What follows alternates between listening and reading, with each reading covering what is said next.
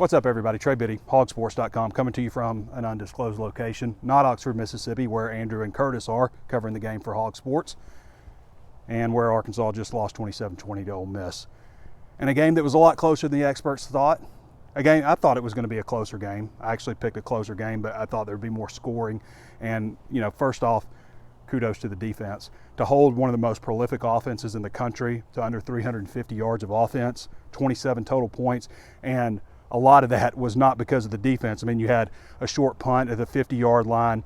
You had an interception that went down to the 3, and it took them 4 plays to get into the end zone.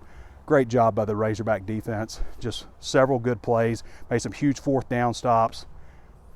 Stopped them right before half when, you had that screw up where you called timeout and you had 12 men out on the field and you couldn't call timeout again on special teams and basically lost the possession. I mean, great job by the defense stopping it, but you lost the possession on that. I'll just say this, guys, Arkansas has lost 4 games in a row, and it started with that BYU loss.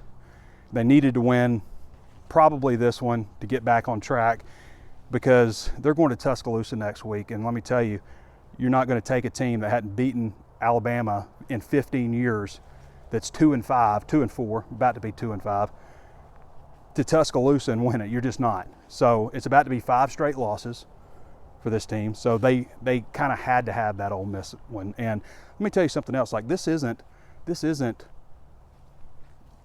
Chad Morris, okay? In that era, they were losing to teams that they way outclassed. And that's not what happened in here. They're losing games, but they're still fighting for them. They're still battling, as evidenced by tonight. And I'll stick by what I said. I think this team has a pretty good talent level. I think it's Sam Pittman's most talented team, except they really screwed things up on the offensive line, and it has ruined everything. It's ruined things for the defense. The fact that the defense only held them to 349, the offense is going 3 and out, 3 and out, 3 and out over and over again, can't run the ball, 36 rushing yards on the road in the SEC, 10 penalties. 10 penalties?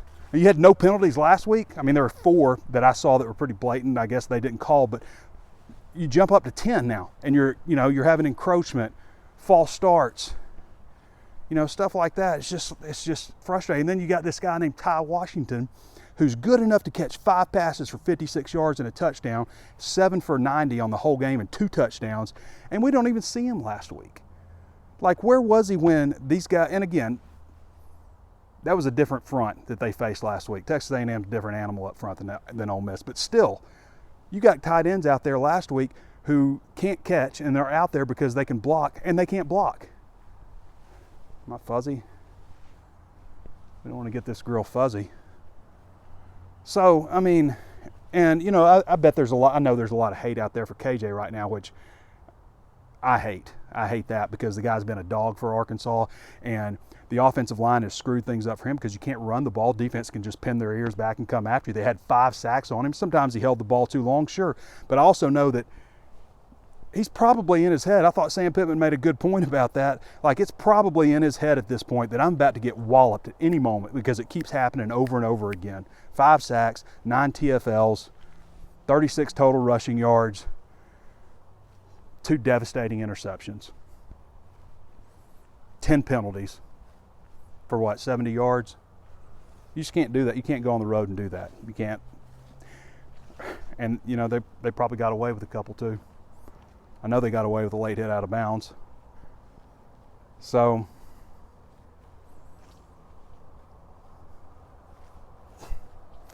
Andrew Armstrong played well. Ty Washington, hell of a game. I mean, KJ battled. He just made some colossal mistakes. He made some huge mistakes.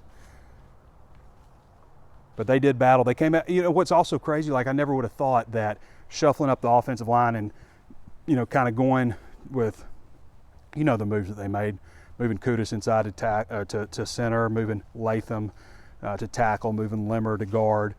I never would have thought that. I didn't think that was an answer. Don't get me wrong there. I didn't think that was okay, this is the answer. This is the silver bullet for them. But I thought it would probably help them. In no way would I think that it caused them to just basically waste an entire half of football because they couldn't get anything going. They actually came out third quarter, fourth quarter, played pretty well on the offensive line, as far as pass blocking, giving some protection. Well, they played a lot better than they did in the first half. So I think we're going to see this combination. And again, this isn't the same defensive front as they saw last week against Texas A&M. It's just not the same animals up front. So I don't know, maybe they overreacted a little bit by shifting all that stuff around. Defense, when you look at the things the defense did, KJ had that interception. They returned down to the 3-yard line. It took them 4 plays to get into the end zone. You had a short punt to the 50-yard line that they scored on that one.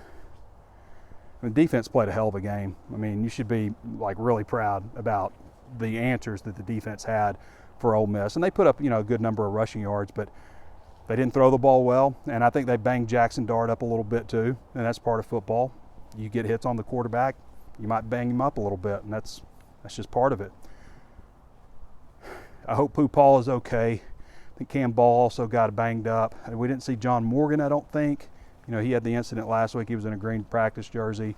Good to see Malik Chavis out there and making a play. He made a big 4th down play. Defense made a lot of big plays, the most exciting things that happened for the most part were probably Ty Washington, Andrew Armstrong, another great game for him. Another just solid, steady game, I should say. Just steady, just always there for you. I think one of the things that's been surprising with this season is Tess Law hasn't really had the season that I think any of us thought he would have also. He just hadn't produced a lot. Tyrone Broden's kind of been their second best wide receiver.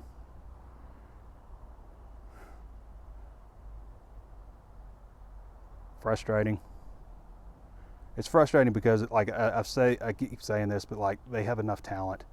They just screwed things up on the offensive line. I don't know what they were thinking, and it's amazing that you would think that you never would have said year 4 this offensive line could be Sam Pittman's undoing. And that's what I hear from so many people. Everywhere I go, I overhear people talking everywhere. I mean, we're in Arkansas, we're in Fayetteville, so everybody's talking Arkansas. And it's man, I'm really pulling for Sam Pittman. I really hope it works out for him it's just not working out. And I love Sam. I think he's a great guy. He's this state, Dude grew up in Grove, Oklahoma. I mean, it's not far. It's 75 miles or something from here. He knows this state. He knows the university. He's very much Arkansas. And it sucks because you're pulling for the guy, And it's just this kind of year, man, you in year 4, it's just tough. It's just really tough. And I'm not so sure it was a great idea to change the offense so much from what they had last year, but at the same time, I can't even 100% tell if Dan Enos is a good play caller or not because they can't block. If you can't block, you can't run block at all. I mean, there's just not a lot you can do. It's annoying to see an issue on special teams again. Special teams have just had issues every single week. They haven't ever been really, really good aside from Cam Damn Little. There's a reason that guy wears a C on his chest. And it's not for Cam, it's for Captain. 56-yard field goal, made 2 field goals today. Guy's a stud.